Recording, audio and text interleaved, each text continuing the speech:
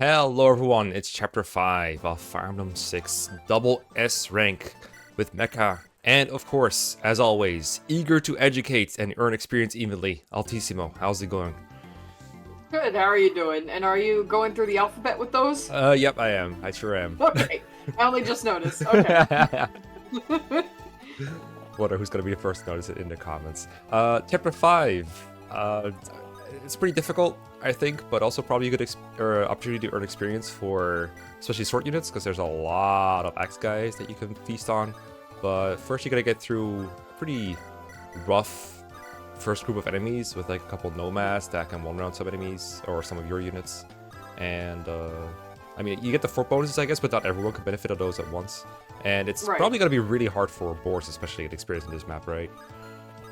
Yeah. I mean, this is just the nature of the beast that you have to just attempt to do the best you can with some of these units, even though the enemies are absolutely actually no match for them. So I'm not going through the gate in this one. Oh, yeah. I will trigger the gate enemies later on, but not at the very beginning, just because I have enough to deal with going around the other way anyway. Because I did say I was going to visit all the villages, so someone has to go get the Gantz Lance anyway. And besides, who would want to pass up all that juicy experience in a run like this? Yeah, no, I completely forgot the gate existed for this chapter, because like, there's no way she's going to go through the gate. If you can farm reinforcements in chapter 4, then you're definitely not going to go through the gate in chapter 5 and pass up everything that is to be found here. I do notice that Chad has been left behind, and I do know that in like casual playthroughs, I like to use the mountains there to have Chad be invincible against them, which is like, it's a good opportunity to be like feed him some experience if you want to, but it would also really tank your combat rank if you did that, especially because I think a lot of these are hand axe brigands. Yeah, again, it's just one of those things where early in the game, when I don't have a whole lot of choice in who I deploy, I have to take these hits to my combat rank, at least using the rule set I have. You could definitely do a regular ranked run where you're not dealing with that. Nice strength and speed there, Rutger. Yeah, it's great. Yeah, you could get away with not doing that and not letting your combat rank suffer, but not for probably the get all the units to level 20 restriction that I've imposed upon myself. Because you could just have Chad finish off weakened enemies like a lot of other bat units have to do, but you probably have so many mouths to feed in the main group that maybe that wouldn't really work out for them anyway. Like, yeah, and it's just easiest to leave a sword unit there because they're the best against, obviously, the axe enemies. And Rutger and Deke are probably both needed in the main group. Roy too. Yeah, and I guess Roy would prefer to have his potential support partners near him. I'm not really worried about him not being able to seize in time, because that is not happening in the first place anyway. Right. So that leaves like Deke. Deke is not like great in this map. I think he doesn't double most fighters anymore, like maybe 2-axe fighters. He doesn't. He's not great. Using Deke has always been a challenge for me because he seems to fall off pretty quickly.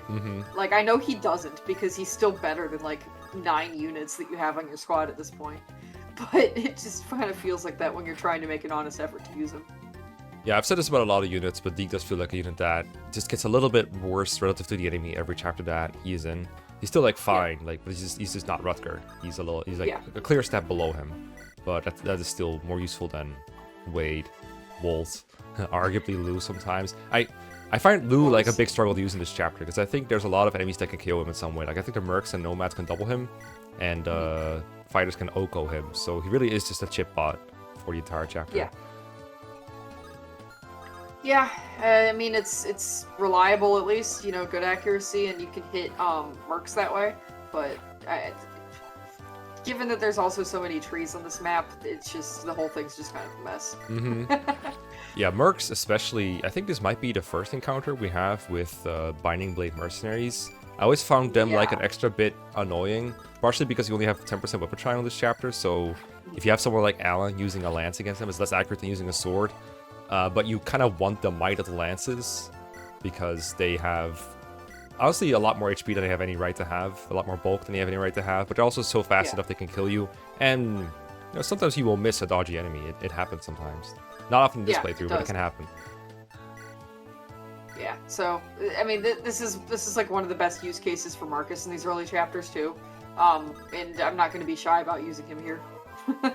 Yeah, I was For surprised. once.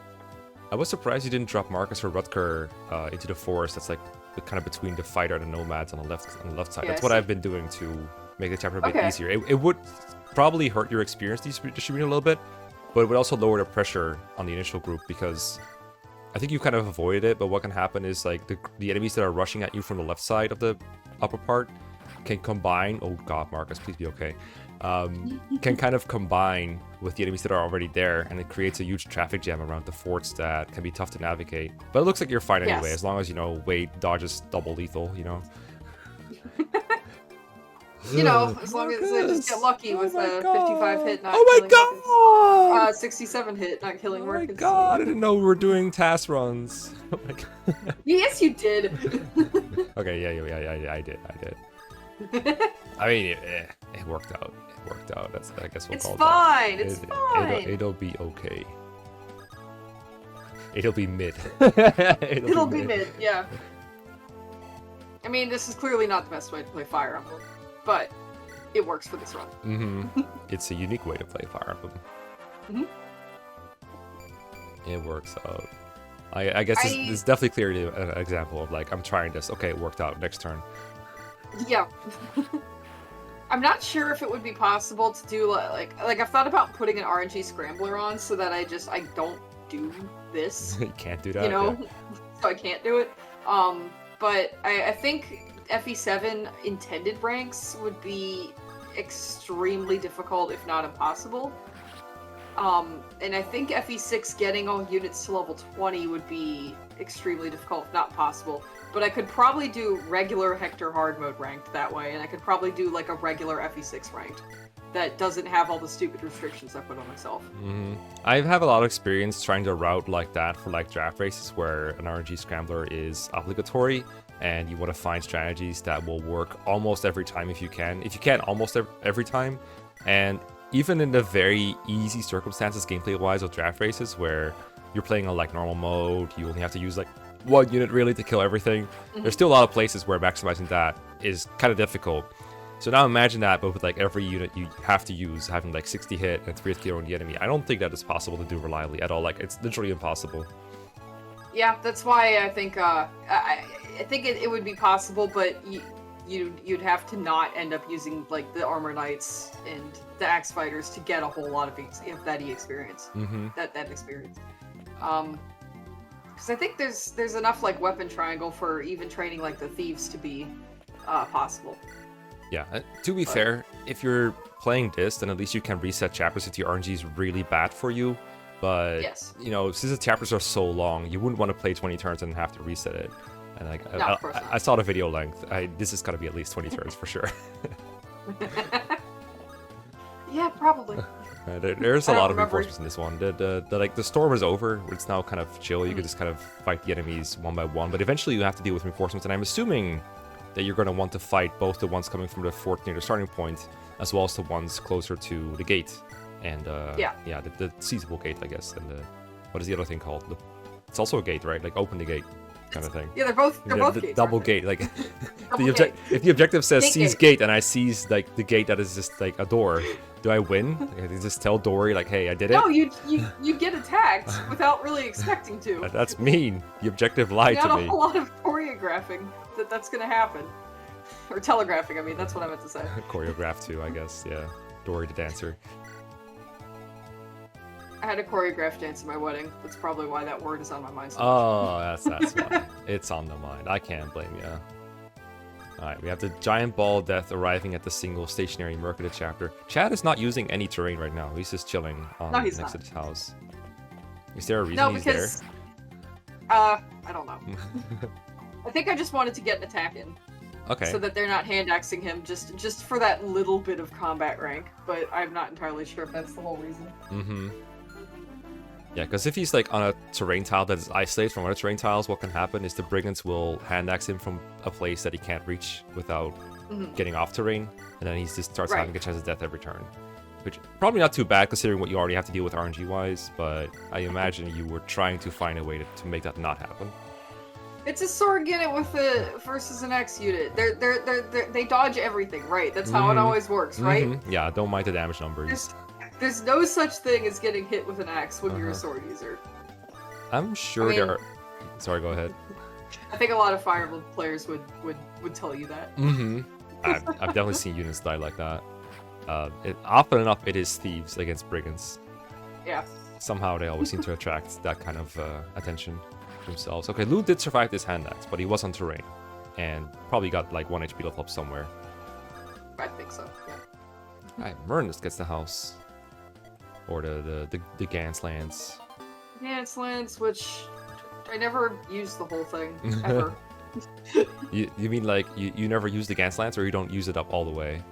I don't use it up all the way. Okay. I use it for Shauna sometimes, and sometimes other lance users later, but it never seems to be good enough to warrant using like exclusively enough to get it to use all its uses. That's fair. It's like a nice mid ground between like a steel lance and an iron lance, I think, where it's like not heavy enough, but it's kind of strong.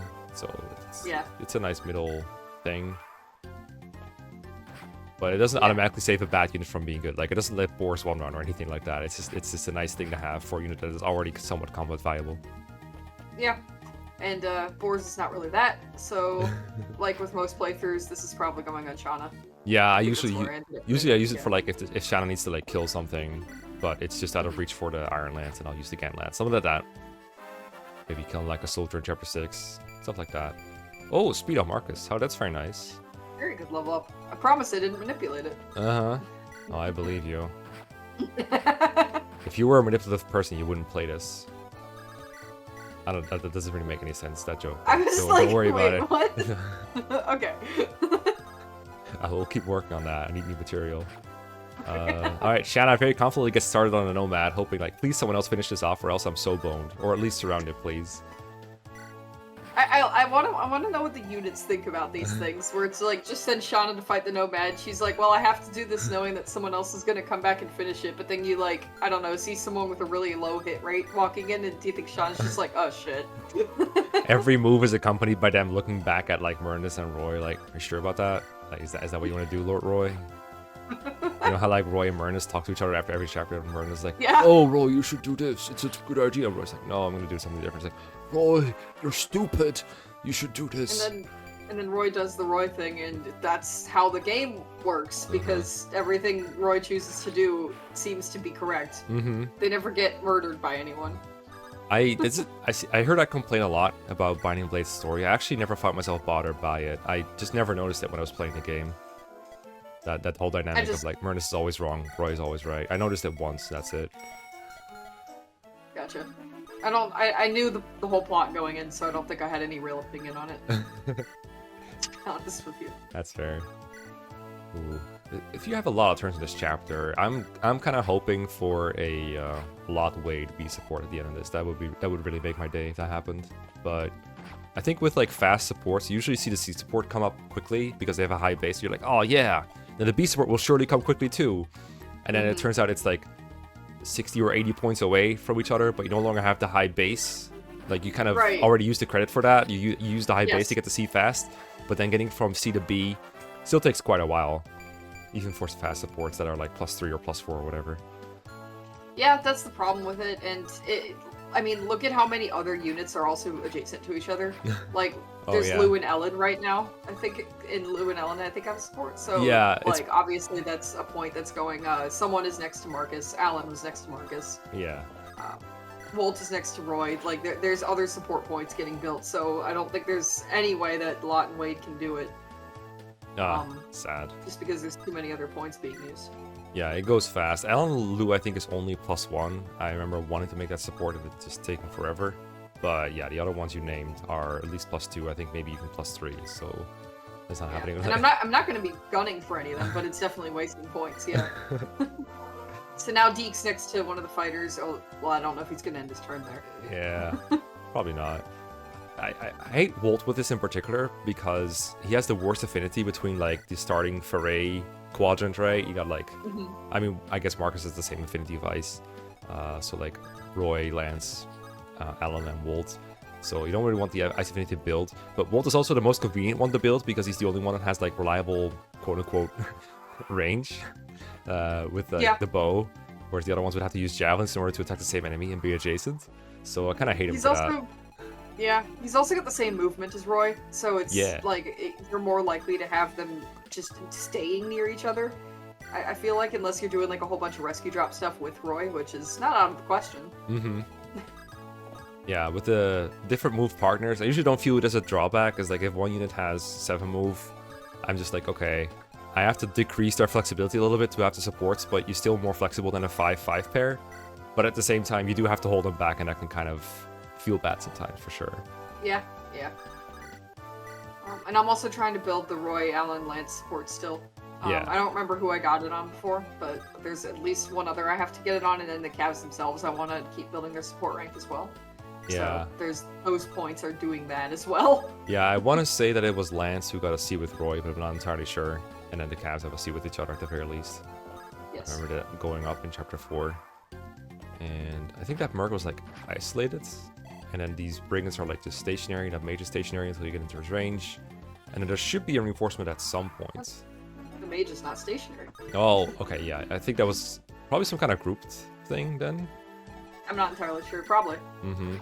I wasn't paying a whole lot of attention to what the AI was doing. Mm-hmm. Shoutouts to Boars for not getting doubled by a Merc. I mean, I'm assuming it's some kind of blade Merc for him to not happen, but damn. Let's go, Boars. He does have a good speed growth. It's like He 35 did or get something. speed. Yeah. I remember he got a good level up or two in the last couple chapters. It still has to deal with the bases as they are. But he's somewhere. He got to some place. It's slow going, but it's going. Uh-huh. What is Shanna doing exactly? Getting rescue dropped? Sure. Yeah, I don't remember why. This is an interesting maneuver. I feel like she started this turn like next to Boars, and now she's like 6 to her left, but like she was before. Oh, you wanted her to fight a mage, I see. Yeah. I would have to watch back to see that move, but that was an interesting maneuver for sure. Okay, support. I got the support. Yep. That's Roy Allen. So that's some fire, fire. So Roy isn't getting any more supports until Lilina. Right. Because he needs to keep the space for a Lina, which is 3 slots, and he's used 2 for both Cavs. Yeah, that makes sense. Yep. So it's not much that he's getting from the Cavs, but it's enough to make these early chapters like a little better for him. And you know, any chapter where I do deploy them, because there's no guarantee I'm even taking Lilina to endgame. Even though I'm gonna get that support, it's like I'd love to be able to use Lilina long term, but if she doesn't get speed blessed, she's just not a good unit. So there's not gonna be much point at that point. I would rather have units who double reliably at the end game in order to help with that combat rank. Is that a 90 dodge? Yeah, I was not expecting that either. I was like, well, I screwed up, and then I didn't screw up, and then she got strength. Strength and speed too. She just got plus 2 AS basically. Well, no, that's not how this works, but And then Alright, she's gonna go fight this Brandon. Shanna, stop. Shanna, there are numbers you have to pay attention to. Shanna. No, didn't you know she hates flying with all the extra gear on? What makes you think she would care about the math?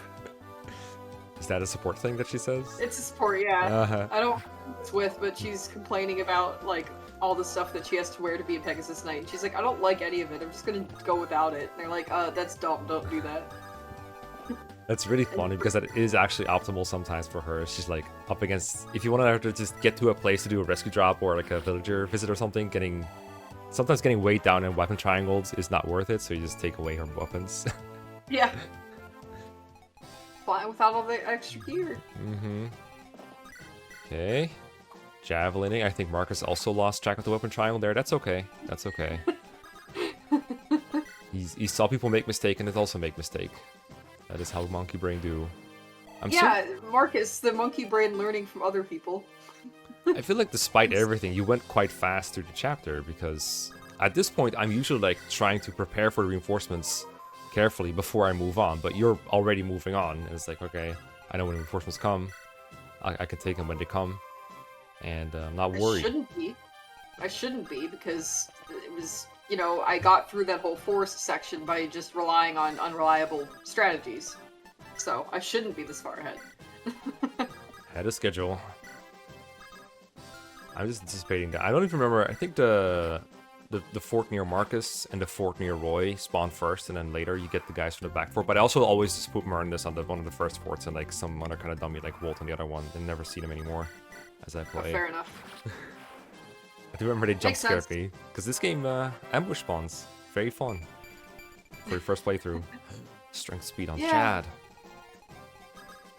Yeah, that's strength growth. Put in Mhm. work. It's nice. He did actually Shame we take. can never get a two-range weapon. He did take care of the enemies there. Oh, Cavs B. There we go. Fort. B Christmas. All right, Yeah, Lance. so we're almost certainly not getting a lot in the way of this chapter. Mm-hmm. That's okay. I feel like you're planning, if you really want to rely on these supports, it's probably good to just field them together as much as you can then. Just to make Yeah, sure that they I can mean- benefit from each other. Well, that would make sense. Oh no. Oh no. Poor Lot and Wade. They're BFFs. What have you done? Oh, we're trapping him on the fort. Okay. Realized that fighters are not a great unit type, and I really shouldn't bring a lot of them to one map. Mm-hmm. That's true. By a lot, I mean two. That's the thing, is like combined they're not as bad. They're still bad though. But it's still a unit slot. Mm-hmm. That is true. But you're not really saving total unit slots, right? Because you'd have to deploy them separately, but still 2 slots Yeah, across your whole That's thing. true. That's true. But That's true. like, I imagine you don't want to bring both of them to the desert chapter. Somehow that class type has a 1 movement through desert. So Yeah, I don't think I even knew that because I don't think putting them in that chapter was even on the radar to begin with. Oh, Lance, let's go. Nice. He's only got 6 strength, but Yeah, yeah. getting there. He's got less strength than Shauna, Mm-hmm. which is something that should never happen. All these bandits. There's literally 1 bandit. Like, actually, there's more bandits right now. There did spawn more bandits. There were bandits, but Chad has extirpated them from this area. Well, you learned a new word. I wish I knew it before I made an alphabetical e-joke, but that's okay. I The am second go extirpating enemies. Sure. Uh-huh. It means to like kill a plant or animal species in like Oh. a small area, but not in their entire range. I feel like it'd be hard to find a use case for that and not just use the cooler word exterminate. Yeah, that's fair. Okay, this is what I was a little worried about, is the brigands seem to just be able to get terrain always. And you can't get on the fort because you don't want to block him, so you have to like walk away to bait him down. And the bottom guy just keeps getting the fort. Did you try to like just be a little further away from the fort and baiting them into you? No. Okay. No, why would I? I mean, I guess if you know you're gonna hit, you can just do that, I guess. I am backing up a little bit. Uh-huh. Brain's like, backing up? Why would I back up? I got Deke right here to protect me. And then Deke abandons his spot, and Clangy's like, no, what are you doing? Lou on the front lines. Wolt on the front lines. I feel Sure, like why not? I feel like not everyone got the memo on this one.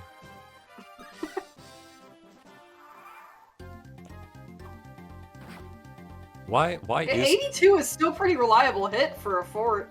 that why he's on the front lines? Because he's got a reliable hit, more reliable than the sword? Yeah. Maybe I don't know if it's more reliable, but they'll go for him. Oh, that's true. But what if you And just I think they were going for Wade or whoever Oh. before. Oh, you did that. Oh. So I made a you- formation around them. Oh, okay. It all makes sense now. I was like, why are we not just using like Rutger plus Deke around the fort or something? Why would we use Lou? Now it makes sense. Shanna is so the never punish you in this chapter. Holy smokes. Yep. One rounding a merc with a crit like that. Lotta's like, I don't need a halberd, I'll just hit my steel axe. Halberd wouldn't have even done anything. That's the funniest part of it. It's like Yeah. he's correct. He's still wrong for using a steel axe, but it's correct.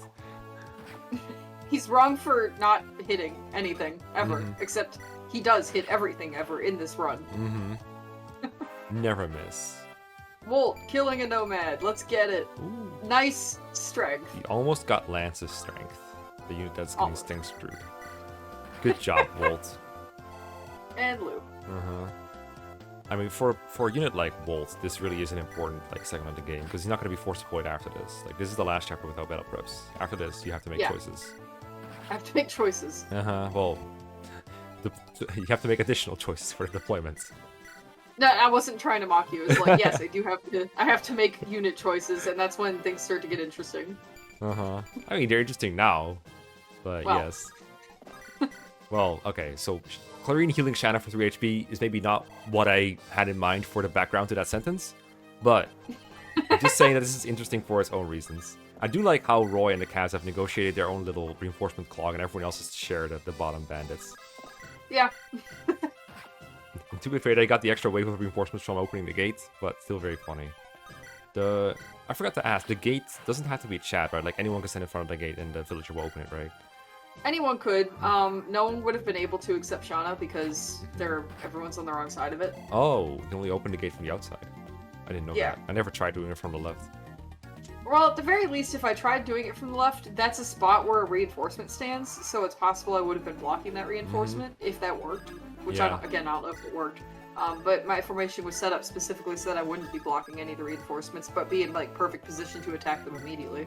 Yeah, there's a difference, of course, between walk on and, like, what's the other one called? Like, spawn reinforcements, or, like, it's just teleporting reinforcements, I guess, that just appear somewhere. I think the way the walk-on reinforcements work is they spawn somewhere outside the map, and they will walk onto a square, and if you're blocking that square, they'll just walk somewhere else, so you can't block them. Yes. Which I think is these type of reinforcements, but I'm not sure, because neither of us has tested it. And right, exactly. The other ones are like the ones that just spawn from a stairway somewhere, or a fort, like the brigands in this chapter. If you stand on a fort, they cannot spawn ever. Right. I'm trying to think if there is any point in this run where I do block reinforcements. I think there's probably, like, at least one place. I'm just trying to remember if that's a real thing or if I'm just talking out of my butt. Mm-hmm. I feel like in this run, you don't have much of an incentive to block reinforcements as long as your units can handle the enemies, because the experience is so important. So if you're... I feel like the most likely way for you to miss a reinforcement is just, okay, the chapter takes way too long to get the reinforcements. I have to, like, make a guiding requirement, or my tactics is, like, overdue. I'm not going to wait for a turn 30 reinforcement here, or, like... I think there's like reinforcements in chapter 12, for example, that if they spawn, you already lost the guidance chapter access, so you can't see those ever. Is it 12? Yeah, 12 and... I think... Yeah, 12 does that, and so does 21. Yeah, 21 is like the literal boss of chapter 21. X will come out if you take too long. He's like, alright, we got the legendary weapon. No good ending for this guy. Let's kill him. I think I actually got that at one of my earliest attempts to route that chapter, just on accident, and I was like, oh wow, I am going way too slow. I guess I need to pick up the pace, and had to redo it. That is a chapter I'm looking forward to seeing, because that is one where a lot of reinforcements will come out, but the units that can handle them might not be able to... the units that need the XP the most will probably not be able to handle it, so that's gonna be an interesting conundrum for sure. Whereas this chapter... fun one. Yeah, for sure. Whereas this one is like, well... These are the units I got, let's go. But you are waiting them out. But they're like distributed in such a way that you can at least kill them one by one and not be in a whole lot of danger. The hand axes are kind of annoying though, right? Because Wade cannot counter those. Yeah, it's just annoying for combat rank, but again, this is just one of those points where I just have to deal with it for the time being. Mm-hmm. Is it better to take him with like another unit? Or were you considering using like Lou or Marcus with a hand axe to take him first? I wasn't considering Marcus. Lou would be fine, but if he gets hit once, he's either dead or close to it. So it's difficult to really have him as a long-term frontliner unless I'm manipulating RNG, which, to be clear, I'm not changing the outcomes. I'm just using them. Mm-hmm. So if Lou got hit and killed, it'd be like, well, I can't do that. Mm-hmm. Yeah, the way I imagine it will work with Lou is you would put him at the edge of like the closest brigands, and if he gets hit, you just get heal XP off of it. But you would have to reposition right after, probably. Oh, sick level up on Wade. Which is good, because I think Wade is worth a lot. Uh-huh. I think I saw 6 speed, which honestly, that's pretty good for not getting doubled against a lot of enemies coming up. Might even get some soldiers next chapter if he's allowed to get those. I don't know if he will, because there's a lot of competition for that chapter. Like, the next chapter is such an easy XP feed, but it would be particularly easy for the Axe Bros in some cases. Yeah, the fact they've got a lot of enemy types that they're good against on that chapter. Yeah. I guess another big problem for the XP feeds long term is that reef weapons in this game are not as good. I don't remember how much they were used in FE7. They're kind of expensive for funds. Yeah, I don't think I use them very often. But they would be an option to, like, if you have like an axe unit and you see like a bunch of sword enemies, you can just sword reaver against them, and a double weapon triangle will carry you so long in terms of like defense and hit and everything that it gives. But in this game, the reefer weapons only give single weapon triangle, and so they kind of just suck at their intended purpose, I've found, most of the time. Yeah, I have some chapters in the future where I put a sword reaver on an axe guy, and I'm like, this'll work, and then it just doesn't. It just doesn't work. Very tragic. You'll see that in action later on. It's pretty fun. Yeah, I also don't remember if you can ever buy reavers in this game. I know you can in FE7 in at least one shop. That is somewhat timely. Of course, you don't have access to it at this point. And I don't think you can. And at that point, I think you've already got access to killers, which is like the undisputed best weapon outside of like maybe javelin hand axe for any of these like physical guys. Yeah, true. Killers is really nice. They do unfortunately come in a shop that is like right before the silver card, so buying them always like induces some kind of FOMO in me. It's like, oh, this gold is gonna be worth double later on, especially in ranked. I imagine that must be kind of anxiety inducing. Yeah, I'm not as worried about buying weapons in this run as I was in the FE7 one, because the way the funds rank works is different. And besides that, I just have more funds to work with, to where I can get away with it. Nice. Nice crit. He is sitting on the fort, so I'm guessing that's the end of this wave. Or they're just taking a break. Build support for the time being, yeah. They were working hard. It might be the end of the reinforcements too. Because no one came from the fort near the boss. Oh, true. I think you're right. They do start earlier, so it's possible they also end earlier. It's not necessarily the case, but you remember that. Yeah. Oh my god, chat is actually good now. Nice. That's he can be good if you give him a couple levels. All right. It's like, you know, he'll still never promote and get to use S rank, and he's still a sword locked unit. So legit, I think that strength and speed is like on par with base level Fur, if not better than that, or getting close to it. Maybe normal mode Fur. Okay, so we're engaging Dory and his fabled axe that no one has ever survived a blow from. With, I believe, Rutger. Transporting Roy towards the throne. No Brigand Screech, please. Rutger does not have the best luck stat, so it would be nice if that didn't happen to him. This is like the best option I have. I think I had a version of this chapter where I tried to use Alan and Lance, but they actually, even with like the supports, they really weren't all that reliable. Yeah. So it's like you can use Marcus, you can use Chip them from a distance for a long time, or you can use Rutger. There's not many other options you have on this boss. Nice one. He'll just kill a generic Brigand instead. I'm sure everyone appreciates that. Yeah, all these options have their own drawbacks. I think Marcus is by no means guaranteed to double. Alan and Lance definitely aren't. Maybe Lance with his like 6 strength. I'm sure that will work out well. But also... Yeah, exactly. Like, what are you doing with him? Yeah. Also, Fire, which is Roy's and Alan's affinity, does not give crit avoid, I believe. So they wouldn't be a lot safer from crits comparison. They have maybe slightly better luck stats, I guess, and better avoid. So that's in a way crit avoid. But I think only the Anima affinity and I guess the Ice affinity give crit avoid. For what I have. I don't usually pay attention to what the supports actually give. It's yes. just like, I know that having more stats is better than less stats. Number go up. I mean, in most combats, like the most important ones are the ones that you notice immediately that you almost can't miss, like strength and avoid, I think are the big ones for me when I'm doing supports. And I guess an FE6 hit is also a pretty big deal. But crit avoid is almost never relevant, except if you're a character that's constantly facing like maybe 1 to 5 like crit from enemies, then it becomes really noticeable. I don't think it does a whole lot against enemies that have like a big crit rate, like Dory or like an enemy Berserker, because at that point you're still facing a crit rate that's slightly lower. But the big thing is to remove the crit chance altogether. That chance of taking triple damage is so massive. And I guess what sucks for you is you don't really have access to the best way to take care of Dory, which is just baiting him into using a hand axe that is standing at range for 1 turn and then attacking him when he has a hand axe equipped. That makes him a lot safer. That's an option, and it's definitely safer. It's just slower and combat rank doesn't like it as much. Not that this is really going to be a great showing of combat rank in general, because you're still just having to hit him for pitiful damage like 5 times. It's just a little better than 10 times. Yeah. So were you like tracking combat rank throughout this? Where like, okay, this many combat rounds were 1-round kills, or like were kills, and this one were not? Or were you just trying to maximize it in every turn, and that's it? Just do the best I can. Okay. I wasn't tracking it, and I don't have access to the augury until like chapter 12 either. Yeah. I think when I first started this run, nice double. I think when I first started this run, I kind of underestimated how difficult the combat rank was actually going to be. I just figured late game would make up for it once I had like a whole bunch of units rolling, but it turned out to be a little closer than I expected. Yeah, that was why you had to redo the run. I think you said, right, at some point. Yeah, there were two reasons or two things that happened. The first one was that my notes for chapter 4 were wrong, so I had to redo starting from chapter 4.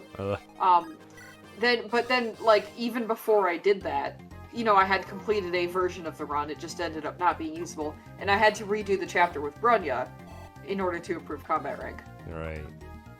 I forgot you don't get the augury in preps right away. I know in FE7, like Hannah comes to you in chapter 14, which is pretty early. But and you get preps the next chapter. I just assumed the augury was available next chapter. Is it just not there for 6? It's you have to get Lorem or Elfin, right? Yeah. There's no option to click it. It's just not there. That's so weird. I never noticed that. That's so funny. So you have no idea how you're doing on ranks until then. I mean, no. In order to... I mean, I can keep track of my own goals and I can keep track of tactics easily enough, but yeah. I find that so rude towards blind players that you only get access to this feature like halfway through. So, like most people play on the first time won't even know this is a thing. And now you're gonna grade them on something you don't know that they don't know existed. It's like I don't have an analogy for this. That's stupid. yeah, that is one thing I think could be improved. And I guess they did. I mean, it's still better than FE4 where they don't tell you until the game is over. Fair enough. Or FE5, same thing. So I guess this is really the first game where they even give you a mid-game access to that already. Alright, they've learned a lesson by FE7. Let's just take solace in that. Alright, good XP feed. Some really good levels there on Shadow and Chat especially. Like, they went off in this chapter. And I'm looking forward to seeing what happens in chapter 6 when you actually gotta make unit choices. I don't remember how many you get, but I know it's less than like 15,000 units you get in this chapter. And also, I like chapter 6. I think trying to like get all the objectives while still remaining in a reasonable turn count is an interesting challenge. And I think I did a pretty good job with it, so I'm looking forward to getting into that. Alright, curious to see you show it off. We'll see you next time. Alright, bye!